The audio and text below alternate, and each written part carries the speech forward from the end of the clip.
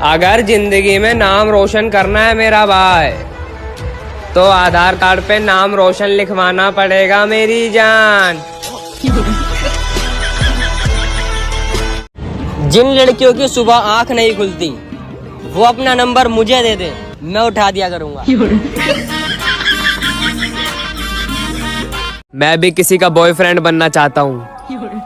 बाबू, सोना, बेबी सब सुन के थाना थाना चाहता हूँ।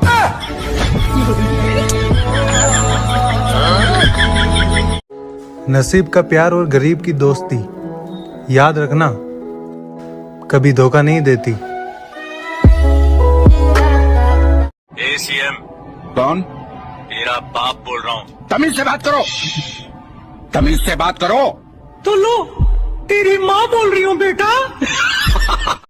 ये गूगल, तेरी शादी कब होगी? कभी नहीं होगी, तू रंडवा ही मरेगा। लोग कहते हैं जैसा करोगे वैसा भरोगे। गलत। मैंने उसे आंख मारी और बदले में उसने मुझे चप्पल मारी। हेलो फ्रेंड्स, मेरी याददाश्त जा चुकी है, मुझे कुछ भी याद नहीं है। कोई बता सकता है मैं किसका बॉयफ्रेंड हूँ? मेरी वीडियो पे ये दिल विल मत भेजा करो यार, मुझे किडनी चाहिए, आईफोन लेना। एक दिन एप्पल से भी बड़ी कंपनी खोलूंगा। ओ भाई, उस कंपनी का नाम क्या रखेगा? तरबूज।